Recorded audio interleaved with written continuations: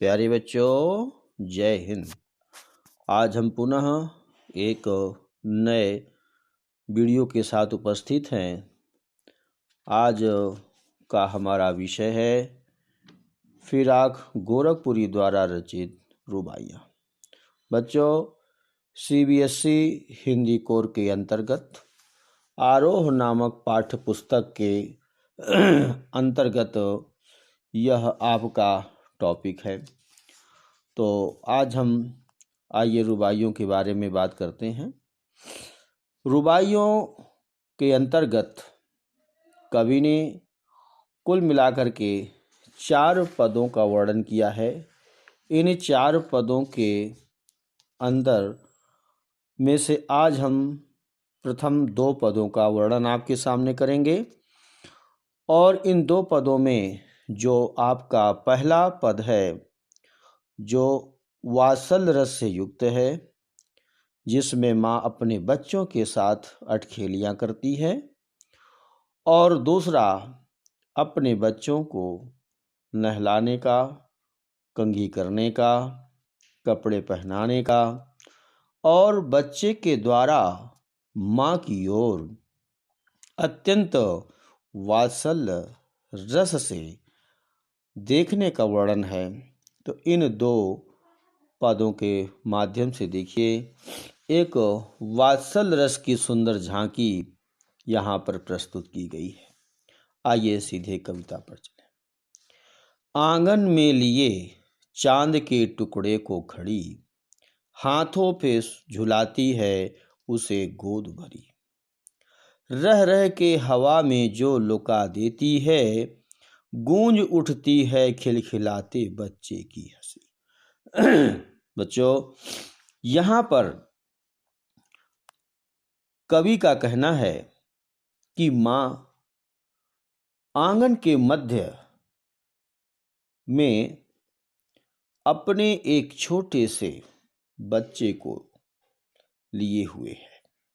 चांद का टुकड़ा अर्थात अत्यंत प्यारा, अत्यंत अपने उस जिगर के टुकड़े को लिए हुए वह माँ घर के मध्य आंगन में लिए हुए खड़ी है और उसको दुलार में, प्यार में हाथों से झुलाती है, अपने उसे गोद में भर लेती है।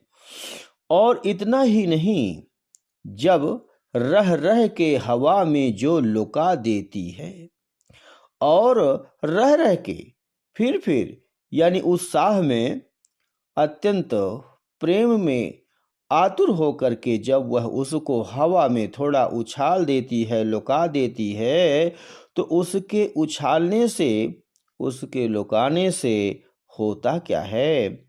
बच्चा क्या करता है? अगली पंक्ति देखें। गूंज उठती है खिलखिलाते बच्चे की हंसी।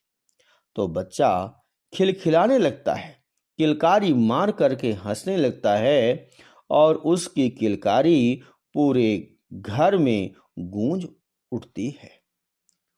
तो बच्चों, एक बार पुनः आप ऊपर से देखें पंक्ति में। आंगन में लिए यानी आंगन में लिए खड़ी है, किसको? चांद के टुकड़े को, अर्थात अत्यंत प्यारे अपने उस बच्चे को। हाथों में उसे झुलाती है, गोद में भर लेती है और कभी कभी रह रह के जब उसको हवा में लुका देती है, उछाल देती है, तो उसके उछालने पर वह बच्चा इतना अत्यधिक मात्रा में किलकारी मारता है कि उसकी किलकारी पूरे घर आंगन में गूंज उठती है। बच्चों, यह आपका जो है प्रथम पद आपका समाप्त हुआ। आइए चलते हैं अगले पद की ओर। अब अगले पद में कवि ने क्या कहा कि नहला के छलके निर्मल जल से। यहाँ पर कवि बता रहा है कि जब वह माँ अपने बच्चे को किसी बाथटब में या किसी में पानी भर करके जब उस बच्चे को उसमें बैठा करके नहलाती है, तो उसके नहलाने का जो तरीका है वो ऐसा है कि अपने हाथों से जल उछाल उछाल करके उसके ऊपर लुढ़का लुढ़का करके डाल डाल करके अत्यंत निर्मल जल से उसको स्नान करा रही है।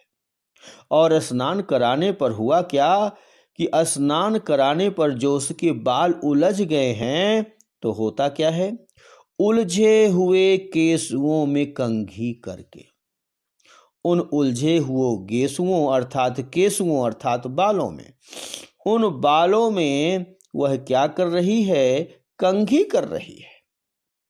यानी पहले तो उस बच्चे को अत्यंत प्यार से निर्मल जल से उसको नहलाया, तदोपरांत उसने उन उलझे हुए केसुओं में कंघी किया।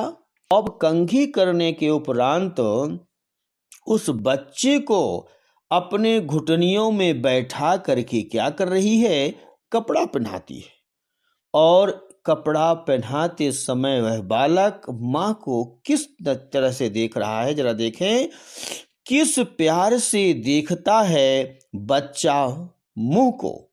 नहीं, बच्चा किसके मुंह को देख रहा है, अपनी माँ के मुंह को देख रहा है। कब, जब घुटनियों में लेके पहनाती है कपड़े।